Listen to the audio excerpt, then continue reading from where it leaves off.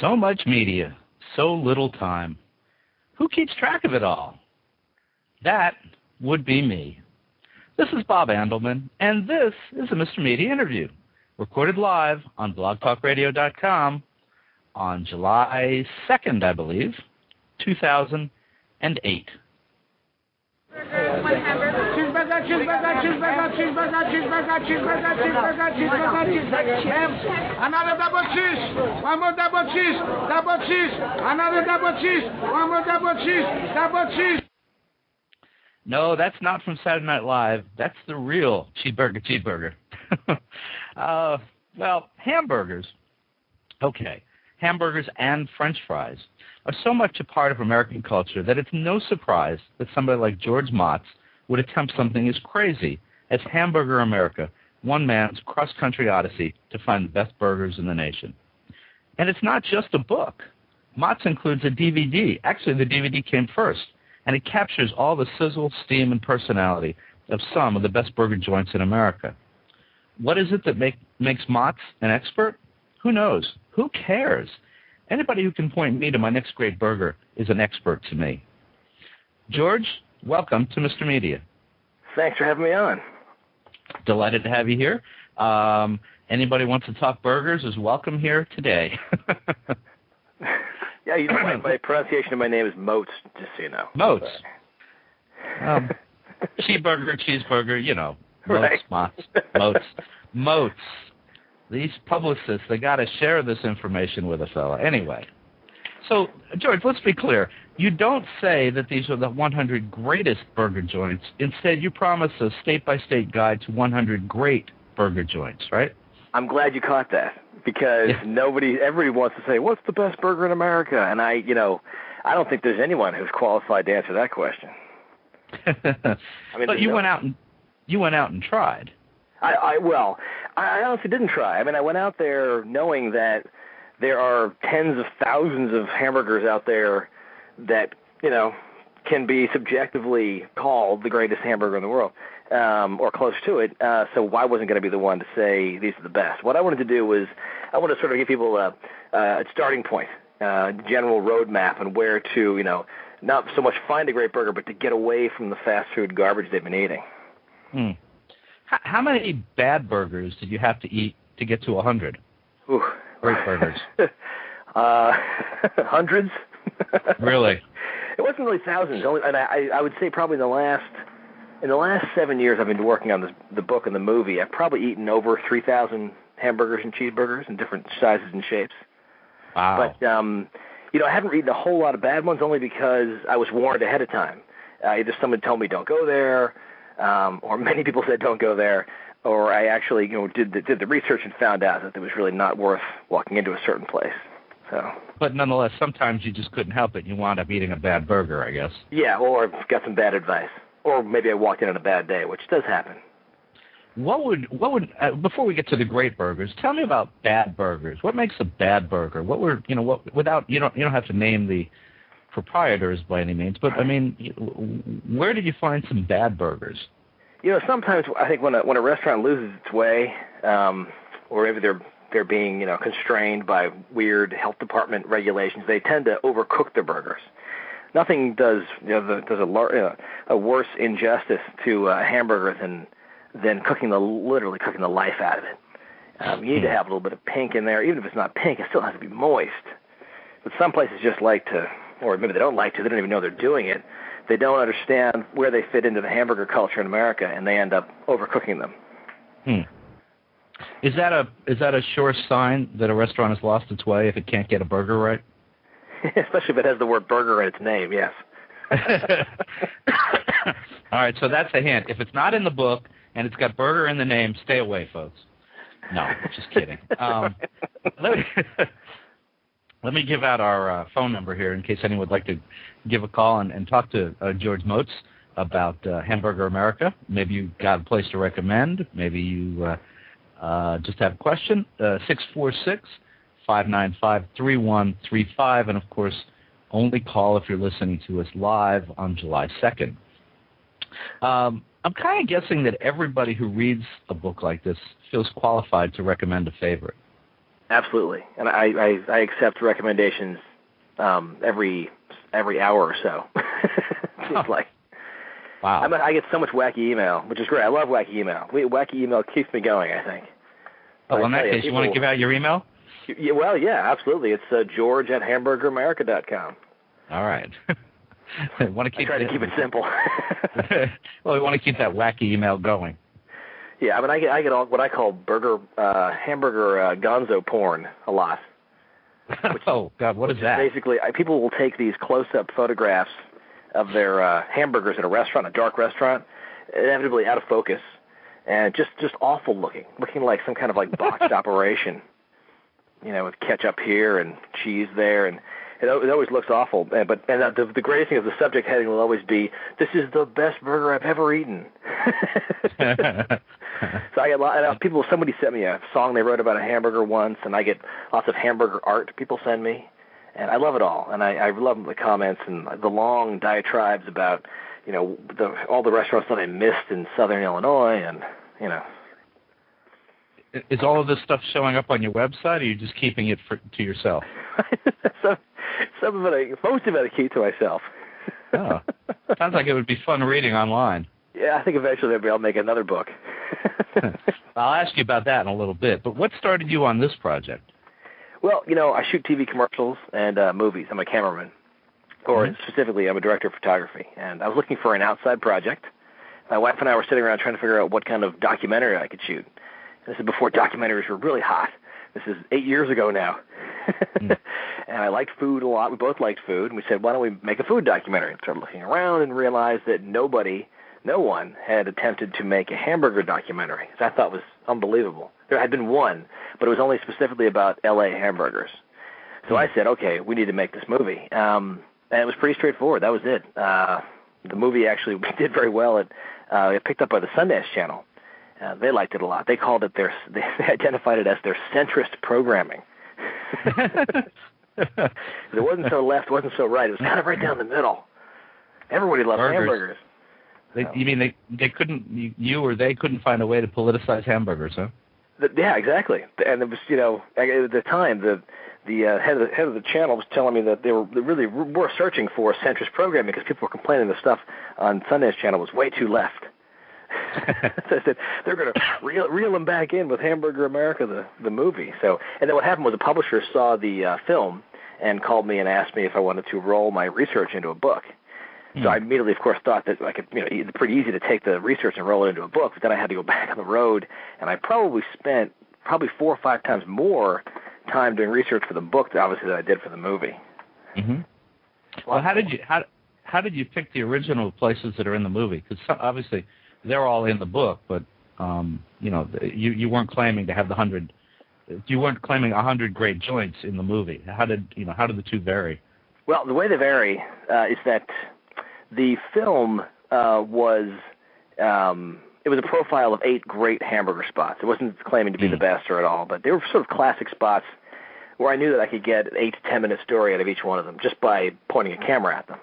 I wanted to stay away from the kind of documentary where we're in Minneapolis. This is a hamburger. I wanted to stay away from the sort of narrated, nerdy documentary TV style completely. And I ended up with something that was just sort of I became a fly on the wall.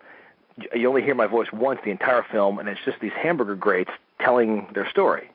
It's very straightforward. But, of course, the difference in the book is that as I was on the road finding these places, I was discovering a whole lot more. Places that didn't necessarily have great, thick, rich stories, but did happen to make a consistently great burger over decades. So I discovered that there really was room for a book there, easily. Let me give everyone a taste of... forgot to turn the phone off, didn't I?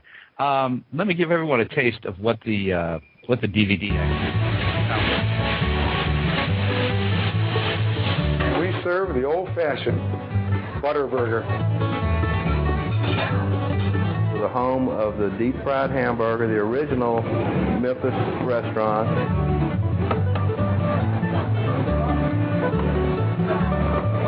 This is our world-famous steamed cheeseburger. Our Mears burger is made with Texas Longhorn beef. from our own Longhorn herd. It is perfect beef, has no hormones or antibiotics or pesticides, anything like that in it. It's just pure beef. Take the spatula and you scoop it off onto the spatula and plunk it into the grease. It sinks to the bottom and starts to cook around the edges, and pretty soon it floats to the top, and when it floats to the top, it's done. It's fun. It's the DVD is a lot of fun to listen to and to watch. It's funny. I watched it yesterday again, and I put it on with me in the garage. And I'm saying this because you may hear pounding in the background. It's not like my creditors are trying to get to me. They're working on the roof. And so I had to be in the garage yesterday, and I had to put up tarps and stuff to keep stuff from falling all over the place. And so I took my DVD player out there, and I watched it. And I think I may have watched it 3 or 4 times. And even when I couldn't look at it, the sights, the sounds that were coming from the DVD. I was starving for burger. Tell us about some of the. Let's start with the DVD. Tell folks about some of the places that you went to, and I guess we should start with the Cheeseburger, which I believe is the Billy Goat, right? Right. Which a lot of people have a problem with. A lot of people don't like the Billy Goat because they think it's kind of a sham. It was on, Saturday Night Live, and people think that some people actually think that they were born of the Saturday Night Live skit, but they weren't. It was the other way around. It was that, what's his name? The guy who played, I can't remember his name now, but the guy who played the priest on Saturday Night Live, the writer. Oh, Father Guido. Father Guido Sarducci. What's his real name, though? Don Novella. Don Novella. Right? Yep. He used to spend a lot of time in the Billy Goat. And he went, it's a great story, where I think he worked at an ad agency in the building or nearby across the street, spent a lot of time there, and then went back and talked to his friend Belushi, and said, hey, how would you feel if we should do a skit about this guy? And they did. So he didn't even know it was on. I had no idea he was going to be on the television, but those guys, all those writers spent a lot of time. They're all Second City television guys who worked at ad agencies and local comedy clubs, and they're the ones who picked up on the beauty of Sam Sianis, But people don't like the burger there, unfortunately, because it's a thin patty. People think it's frozen, which is not. It's definitely made with fresh ground beef, but there's certain ways to order it there. And I always try to give people the ordering method, because if you just go and do whatever they want, you're probably not going to enjoy the burger experience there. On the video, of course, it's you got the guy behind the counter going, double cheese, double cheese. He's like, no, lady, you want double cheese, Quite an experience. I don't know if you've been there, but is it anything like the Soup Nazi's place where he just tells you what you're going to have, or? It's not that bad. The Soup Nazi used to throw people out. Right. He was serious. He couldn't give a flying turd. He would say, "You're out of here." But these guys are not like that. They're very they're very nice guys. They're just sort of straightforward business oriented Greeks just trying to make a buck. All right. And honestly, if you walk in there during the week at like a slow moment, they're not going to be doing that to you. It's only when they get crowded. They do it for crowd control. If all of a sudden 25 tourists walk in the door, that's the way they control the crowd, and that's how they get the orders in. It just gets too nutty otherwise. And what are some of the other places on the DVD? What makes them stand out? One of them is one of my all-time favorite stories is the Mears store in Mears, Oklahoma, which is run by a guy named Joe Moranto. Now, this is the closest you're possibly going to get to fresh beef and sort of quality control and hamburgers in America. This is a guy who raises his own Texas Longhorn with his son, Peter Hood Moranto, and the two of them send one animal every 6 or 7 days to slaughter for the hamburgers and the barbecue in the restaurant. Wow, unbelievable. Yeah, and you show their animals. Yeah, they're beautiful, beautiful animals. Yeah, and I'm afraid. I have a mortal fear of anything that's larger than me. I bet on horses, but I don't want to go near them. I would never ride it. I would never ride a horse. I've done it before, and I was really scared. But I was really afraid of these animals with these huge horns. I was sort of cowering behind my camera the entire time. But then when he explained to me, you saw in the movie how tame these animals are, how nice they are. He actually kisses one in the movie. Yeah, it's weird. There's a combination of being scared and it being 107 degrees we were shooting that day. I was, kind of delirious and hallucinating about being attacked by a large, cow. When you were filming the movie, and I guess when you were researching the book, I mean, do you wind up, having nightmares about being attacked by burgers or longhorns or anything like that? What kind of goes through your head? No, but we did almost die on that shoot because I ended up, we were trying to get some B-roll shots of buffalo, and I didn't realize how nasty buffalo could be. And these are large animals. These are animals the size of like small campers, Right. And these things are dangerous. I had no idea, and we were we were almost attacked by a pack of wild buffalo, trying to get some B-roll. So, but no, I don't have any nightmares about hamburgers at all. Only dreams. Oh man! Now, can you? Well, not everybody seems to agree about what goes with a burger, right? Whether it's ketchup or French fries or mayonnaise or glop or special sauce. Right. Tell me about the debate over what goes with a burger. Well, what I discovered when I was out there doing all that fun research was that the only way to really enjoy a burger in the restaurant that I was sitting in was to order the burger the way everyone else orders it in that restaurant. And believe me, there are a lot of differences out there. Generally, I would say in the middle of the country, people only get mustard, pickles, and onion on their burger. That's it. Some places only mustard. Some places only onion. And some places you go to, you have no choice. You're getting mustard, pickle, and onion.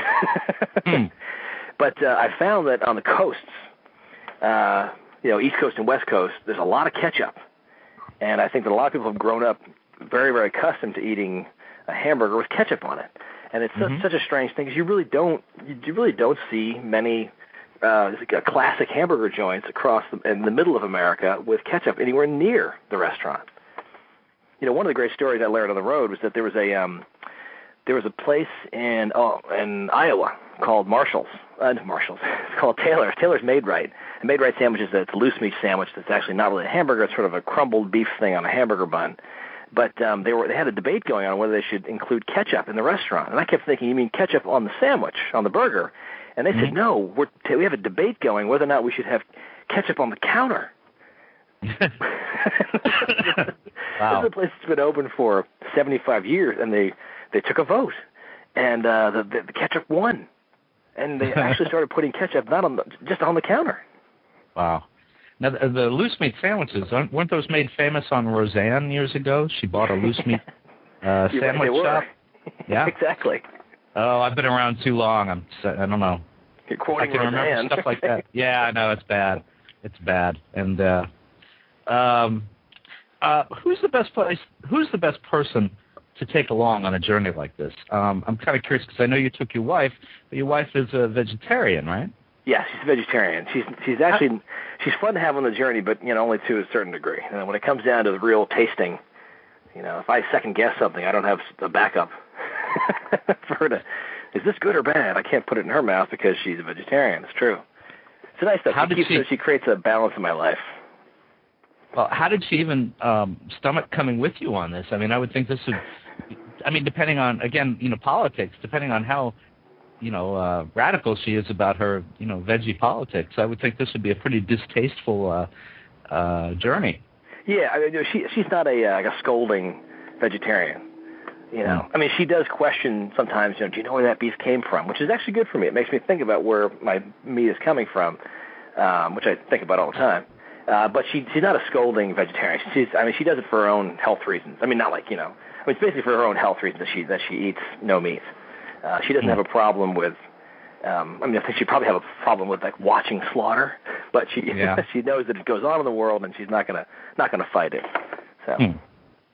Let me give out our phone number again. If you'd like to call up and tell George about a great burger place, or ask him about a great burger place, or ask him what on earth qualifies him to tell you about great burger places. The number is maybe sing me a hamburger song. Oh, absolutely. I'd like to hear that, too. 646-595-3135 is the number if you're listening live today, July 2nd. I was thinking about this myself. I'm reading through the book. I think there's only one I'm in Florida. There's only one, I think, a burger joint in Florida that made it in. I seem to recall it was in Hollywood. And so I was thinking, well, okay, if it was me and I had to recommend a burger place to you, I was trying to think what it would be. I'm in St. Petersburg, and a lot of people here love the burgers at an old sports bar called El Cap. It's like the famous burger place in St. Pete, and it's okay, but personally it never overwhelmed me. I grew up in New Jersey and really loved the burgers, and for that matter, the hot dogs at the Stewart's Root Beer stands, which yes, you may know being from up in the Northeast. But finally I settled down and I thought, okay, my current preference is actually a fancier, newer place. It's called the Park Shore Grill in downtown St. Pete, and they have a Park Shore burger that I would say in recent years is easily the best burger I've ever had. But I'm thinking it probably wouldn't qualify because it's not like a burger joint the way most of the places seem to be in the book. I mean, there is a distinction, is there not? There is, but one of the criteria to be in the books, you had to have a burger on the menu for over 20 years. Okay. That was a big cutoff. So I realized that if you've been open for 20 years and serving hamburgers, you're probably getting close to handing the business over to the next generation. In other words, if you've actually stuck it out for 2 decades, you're probably going to stick it out for the next 4 or 5. So actually, in the book, most of the places have been around for 60, 70 years. In some cases, a few of them have been around for over 90 years. Well, and you have one place, and this is on the DVD. And by the way, for people just joining us, it's Hamburger America. It's a book that comes with a DVD that was the original start to the book. It's a documentary about burgers. And isn't there one place on the DVD, and you'll have to remind me which it is, where the guy says that they've never emptied the grease, that there's grease particles from like 95 years ago in their grease? Exactly. That's Dyer's in Memphis. And wow. They actually moved. They've moved twice now, and both times they moved, they took the vat of grease with them, and even had a police escort and a big, the mayor. Actually, there's 2 mayors in Memphis. And they both came out for the event. I don't know. I would think the health department would be a little concerned hearing that they've got 90-year-old grease in the pot. Maybe that's just a talk. I mean, it certainly captures your imagination. Yeah, well. The good news is that in this country, the health department, rules vary. Yeah, you cross the border. For some reason, you cross the border between Wisconsin and Minnesota, and it's like, whoa, in Minnesota, the rules are really, really strict. But I don't think they're that strict in Wisconsin. In a good way. Oh, okay. All right, in a good way. Oh, yeah. What about cheese on burgers? It's Hamburger Nation, but it seemed like most of the places in the book and in the movie seem to have cheese on their burgers. Yeah. So I was at a place in South Dakota called Nick's Hamburgers, and I looked down the counter and I saw that most people were not eating cheese, and I said, and they offered cheese at the restaurant, the burger as a cheeseburger. I said, how come no one's eating the cheese? And they said, oh, cheese is for kids. Okay. And apparently in most hamburger joints like that across America, the cheese was not really introduced until the 1970s, early 70s. Before that, most of these classic joints did not put cheese in their burgers. It was an afterthought. It wasn't the way to do things. It was a way to make the burger taste a little, I don't know, to make the kids like it or something. Like ketchup. Ketchup was the same thing. Ketchup, I think, was introduced by some of the bigger chains to sort of get kids interested in eating like sort of a sweet, ketchupy burger. Sweet, cheesy ketchupy burger now.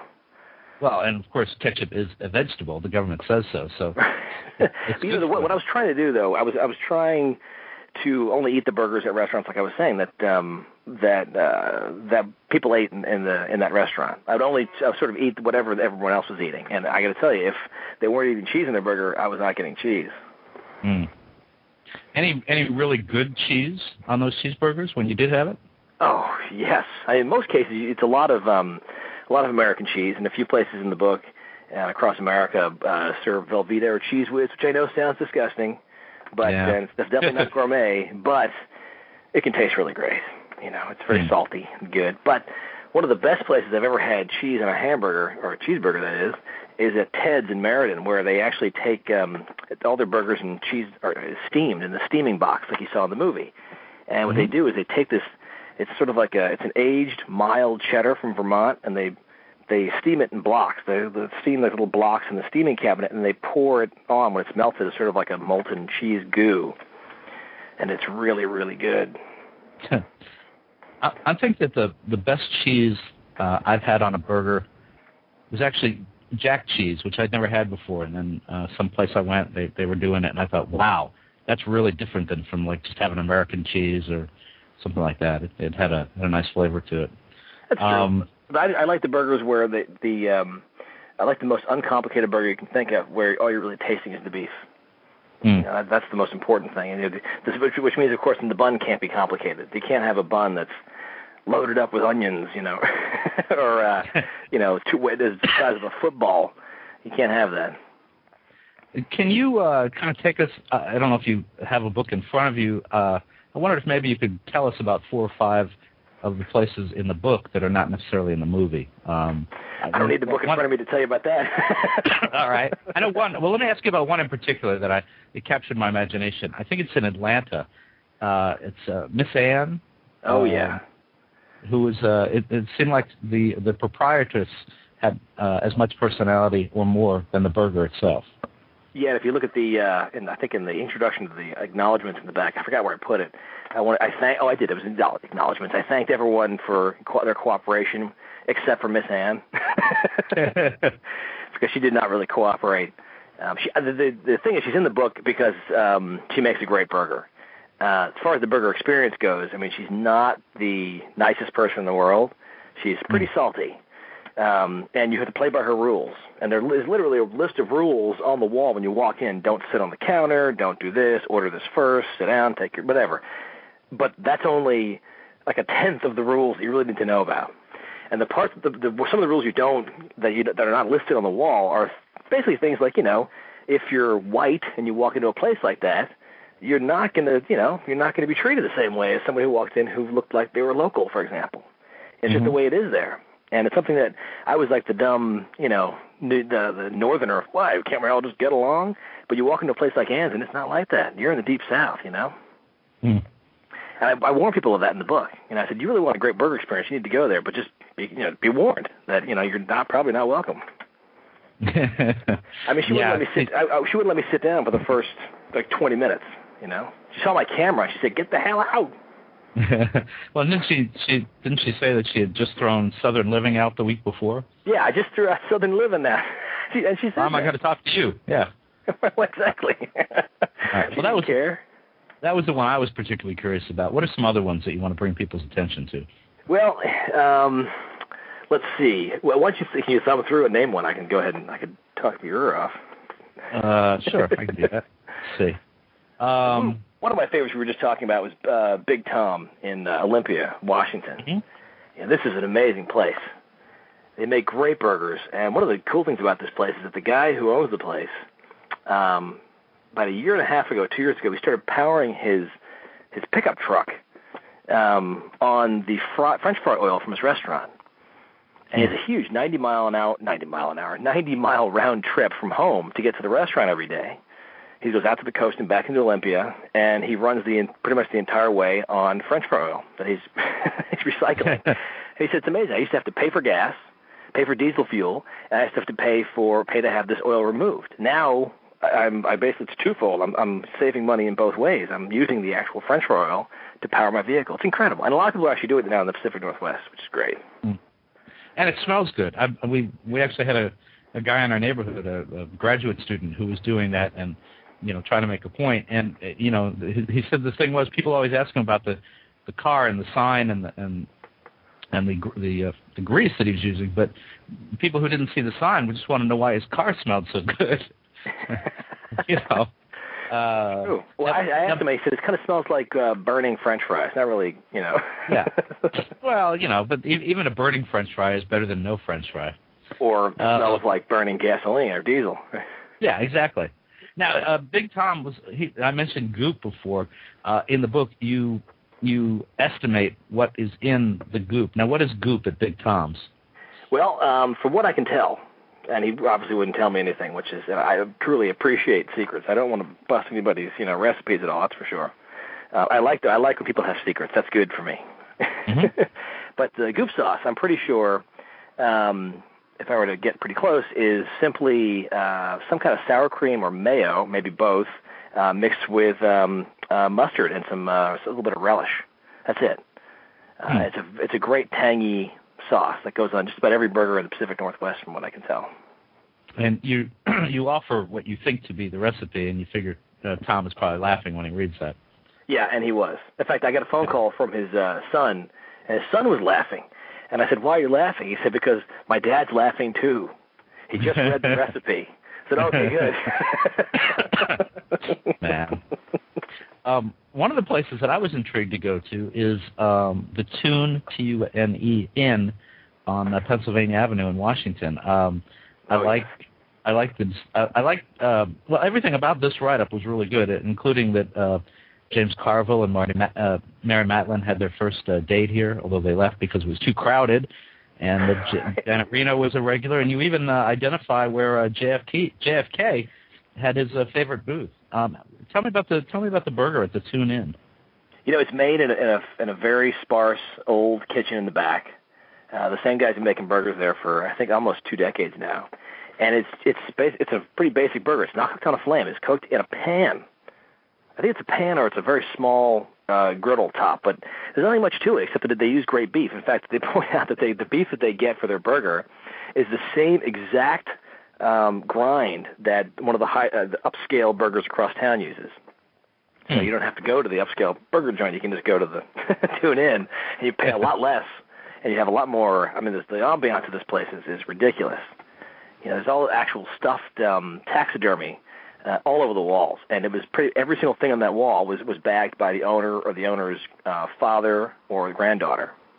Mm-hmm. Yeah, pretty amazing stuff. And all the great Prohibition stories there, where they actually had I guess the granddaughter discovered a trap door in the basement that went up to the bar, and she uncovered this trap door that was built during Prohibition, so they could, throw all the alcohol, or either put the alcohol up the chute to serve, and then put it back down if the cops came, or the feds came. That's amazing. Well, and because you say, I mean, most of these places are like 60 years old. I imagine there's all kinds of stuff. You've got one of the places. I think it's on the video where they rebuilt the counter, but the original counter is like underneath, right? Yeah, that was Louis' Lunch, where they Louis' Lunch. I was just actually there this past weekend. I was there on Saturday. It's good as ever, and you walk into the place, and it's had a bunch of different facelifts and transformations, but pretty much the actual integrity of the place has been kept intact. The original Louis' Lunch was a cart that I think was actually pulled by hand, not by horse. It was pulled by hand out to wherever the original Mr. Lassen was selling his burgers at the turn of the century. And whenever they went terrestrial, they put a building up. They took the original counter and put it into the new establishment, because they just needed it. They just needed some extra lumber. That's my guess. And if you do go to Louis' Lunch, do yourself the favor of walking up to the counter and reaching under, and you actually can feel that original countertop that's 100 years old. Wow. That they actually put another counter on top of it, a bigger one. Well, one of our listeners, there's a web chat that accompanies every Mr. Media interview, and one of our listeners said, "Give me a bacon cheeseburger with onion and mustard." And I want to ask you about onions. To me, it's just my taste. I like a good Vidalia onion on my burger, but a lot of people seem to like the really hot purple kind of onions. Did any of that kind of come up in the conversation about burgers?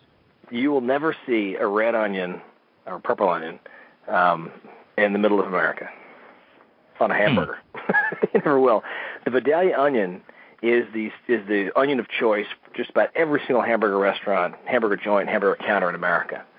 It's because it has a higher sugar content. It's sweeter. And then when you saute them or put them on a burger or put them in a burger, in some cases, there's the great onion fried burger of Oklahoma where they actually press thin sliced Vidalia onion into the burger. That sweetness caramelizes and becomes it gets that great sweet onion char that you can only get from pretty much Vidalia onion. Yeah, I don't know. I mean, the Vidalia, it just tastes so good. I don't understand why anybody would use anything but they do. I know. I mean, I could cook a onion, sautéed onions, and eat it with a fork, like a meal. Love it. Now, let me ask you about some of the, you have a page here about notable burger chains. So let's talk about the notables before we go attack the others. I think I have eaten at all three of these. I've been to In-N-Out. These are the three that you recommend despite them being corporate or being chains. In-N-Out, Steak and Shake, Five Guys. Steak and Shake, I've never gotten the appeal of Steak and Shake. It doesn't do anything for me at all. But Five Guys, we happened to have, it was funny, we happened to have in New Jersey back in January, and I was just astounded by how good it was. And then we came back, and I swear the next day they announced they were putting like 3 of them here in the Tampa Bay area. And In-N-Out is, of course, I mean, you can't have an In-N-Out burger and not think it's just about, the best thing you could have. Right. So, anything you can tell us about those 3? Oh yeah. I was at the maybe 4 or 5 In-N-Outs last week. I was out in LA last week, and I went to In-N-Out every chance I had, of course. I'm a huge fan of In-N-Outs. It's a great classic burger. With the business model, it's very close to McDonald's Burger King, where they're making these, white squishy bun loaded burgers that are, look like the burgers are actually shaped and look like the patties at Burger King or McDonald's, same size and cut. The difference, of course, is that everything at In-N-Out is fresh. Everything. There's nothing frozen, nothing that's been processed, nothing that's been over-processed at least. It's all local stuff. Everything's local. Local lettuce, local buns, local meat, everything. Nothing's frozen. It's beautiful. Now, if you go to... Now, it's funny you don't like Steak and Shake. A Steak and Shake to me is they're using fresh ground beef, and they're doing the classic method where you take a ball of meat and you press it onto a hot griddle, and you get that great griddle char that you don't get in most places. It's got that great... they really cook it, so you get the good griddle char there. Well, that's true. That part I like, but the burgers are so flat and skinny, it seems to me that they press all the taste out of it. That's just me. Oh, no, yeah, but that's why you have to get a double or a triple. Well, with bacon. Yeah, they'd like that, wouldn't they? Yeah. Give it another shot. I was just in Florida at the Florida Film Festival a few months ago, and I went to Steak and Shake from the airport, went to Steak and Shake on the way back to the airport, and I love the place. Five Guys is a great business model because they're also using fresh ground meat. The only downside is they use very lean meat, which is great, I guess, for your health, but it's not very good for taste and fat and all that kind of stuff, which is sort of the same thing. They also have to cook their burgers all the way through, which is a bit of a problem. But if you get them on a busy moment, when they're really cranking out burgers, there's a lot. They can really make a great, juicy double cheeseburger for sure. It's very good. And what I like there is you get a good combination because the fries have a unique taste too. The way they make the fries and those burgers and those fries, that's pretty cool. Oh, yeah. And then you also talk about, this is great. You tell the legend of Jimmy Buffett's Cheeseburger in Paradise. That's a great story. I don't know if you want to share that here, but or you're going to make people buy the book for that story alone. But I thought that was a wonderful. Let's see. That's page 68 if you want to cheat and look at it in the bookstores. But it's a great story, and I did a lot of research to get that story straight. Part of them was actually reading part of Jimmy Buffett's own, description of what happened, that's the best part of the story. Was that, it's amazing how many restaurants not even in America, but outside of America, will claim that this is where Jimmy Buffett was inspired to create to write a song about the best hamburger he's ever eaten. When in reality, he didn't write a song about a great hamburger. He wrote a song about an awful hamburger, and he was starving because I guess their sailboat had broken down. They were drifting at sea out in the Caribbean, and they finally drifted into some random port, and they had been eating cans of food, canned like tuna, I think, for days, and the crew stumbled into this bar, and they had what they claimed were fresh meat burgers, but I'm sure they weren't.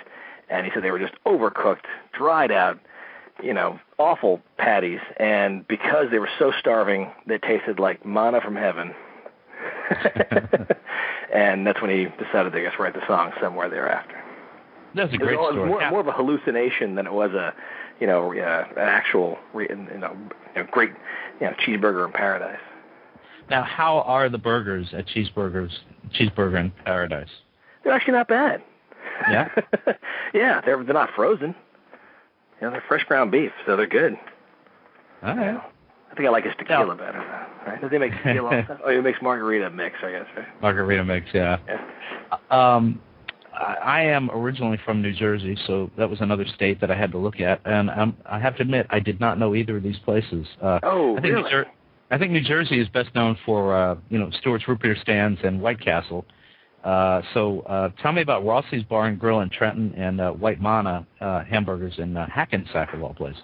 Well, Rossi's is in a part of town which is kind of falling apart, unfortunately. It's the old Italian neighborhood where all the Yankees, I guess, that were friends with Rossi himself would, find their way down there to go eat cheeseburgers and eat.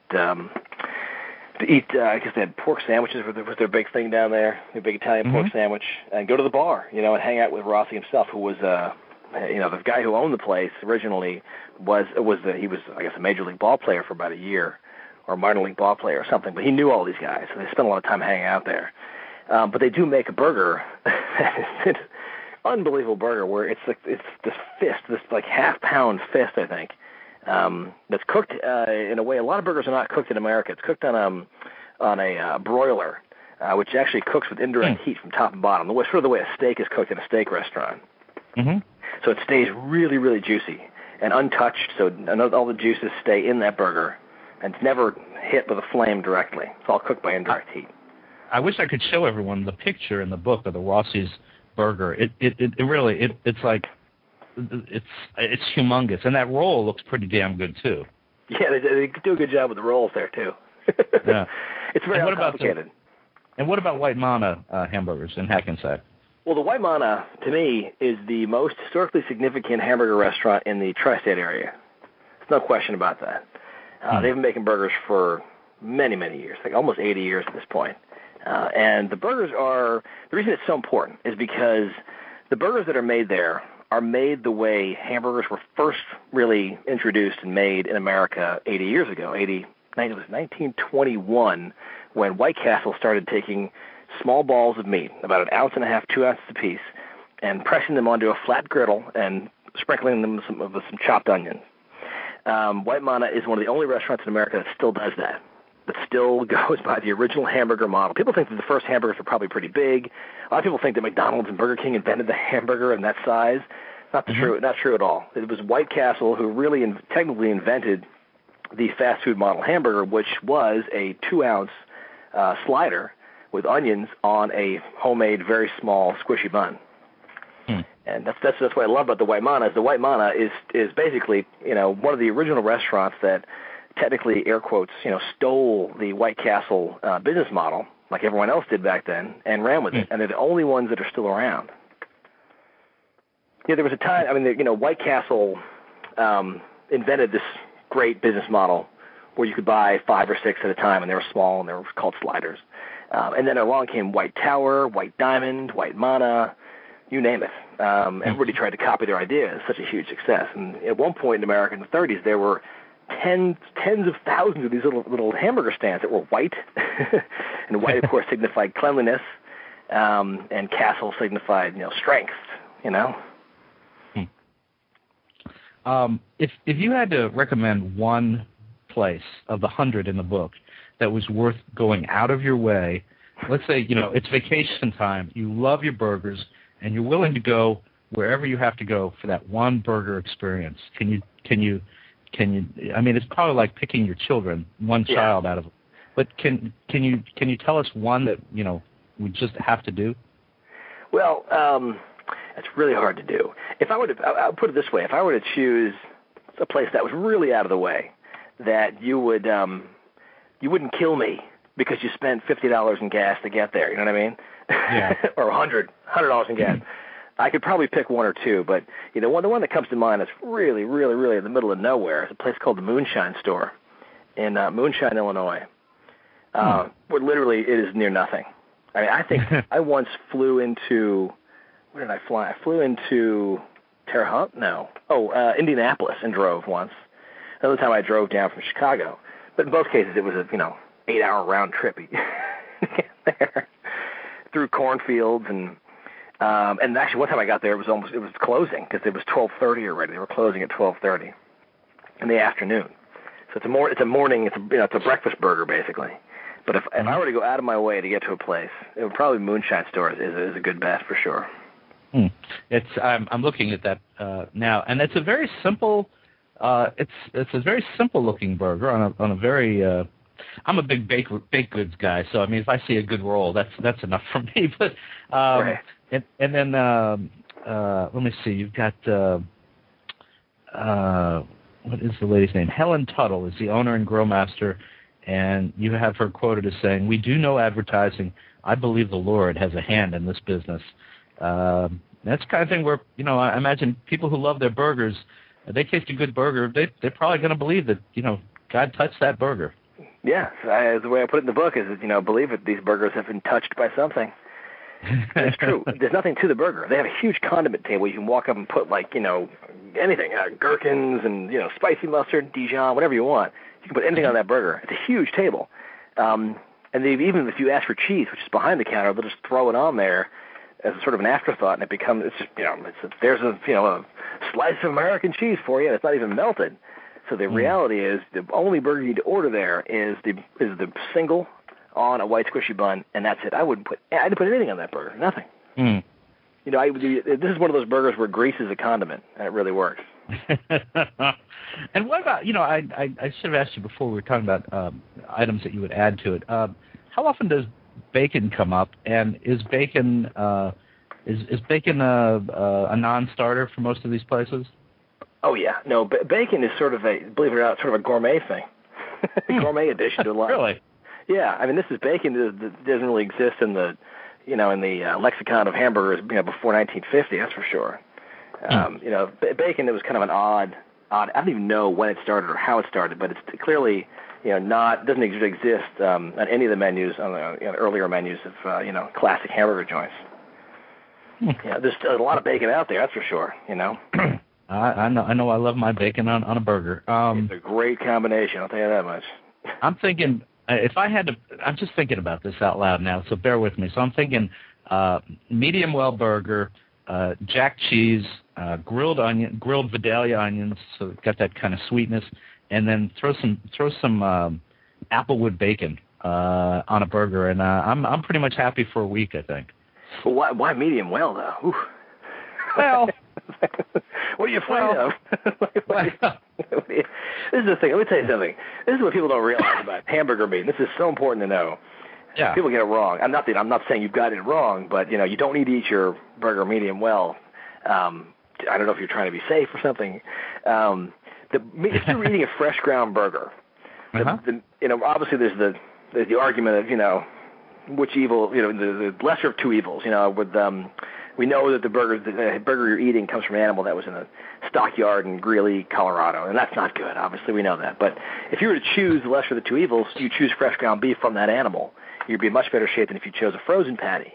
What happens in the meat packing, I'll give you the broad strokes here, is that they immediately take all of the best cuts off the animal first. I mean, that animal's been dead for seconds, and they're already taking off the fillets, the big chuck steaks, all the ribeye. That comes off immediately and gets put aside. Okay? So that does not actually spend a whole lot of time on the animal, and it's pulled off because it's the prime beef that they're going to sell and does not get tainted by other innards and parts of the animal. Then what happens is, in the broad strokes, the animal then gets processed for hamburger meat. Okay? That hamburger meat goes into hamburgers. It gets at the processor and gets flash frozen right there, and then gets packed. Now, there's a better chance of hamburger meat, which is every other part of the animal, brisket or maybe part of the who knows, whatever else, Usually, I mean, it's still technically beef, and it's definitely edible. But if you're going to worry about getting any kind of tainted meat, I'd be more concerned about the stuff that comes off the animal last, not first. There's a reason for that. I can get into the details, but it gets pretty gross. But I can tell you this much: the meat that comes off first, you're going to get ground in a hamburger. In most cases, you could eat it raw, steak tartare, because it is literally, the animal's only been dead for a few seconds when it is removed. So how do you recommend people get, when they're asked how they want to order the burger cooked, what do you recommend? Well, it definitely always depends on where you are, but a safe bet is always medium. Okay. A lot of the guys I know who are real, food experts, not hamburger experts, food experts, will order their hamburgers medium rare or rare. But it depends on what kind of burger you're talking about, And I'll use medium as a pretty straightforward gauge of not overcooked, not undercooked. It's right in the middle, no matter what kind of burger it is. All right, so as we kind of wind up here, I'm wondering, what are some of the better burger joints you've discovered since the book came out? That's a good point. I've done shows like this a lot in the last 2 or 3 months, and I've got enough material basically to make a second book that's 3 times the size. Wow. I was not out there to try and find the definitive list of the best 100 burgers in America. I was only going for this jumping off point, people to tell me that this is my favorite so I can make the next version of the book. But I have discovered many others out there. We already have, my wife and I, my vegetarian wife and I already have a 3-ring binder that's filling up quickly. Well, and so that really is the question I wanted to wind up with. It seems like you're set yourself up for a natural sequel. Will there be another book, or will this information, like the letters you get, is it possible that we might find it online? Where do you go from here? Well, I do. I keep a running blog, which goes every day. I pretty much update it every day. I try to at least every day. And a lot of my newest hamburger experiences and things that are going on in my burger world go on there, obviously. But I would say definitely there's going to be a second version of the book. And I was just out in L.A. talking to producers about the possibility of Hamburger America, the reality TV show. Oh, man. Which is basically going to be the same thing as the movie, except that I would be in it this time. The producers really want to put me in the film, or the television show as a, this character, because they say I'm a character. I don't know where they get that from.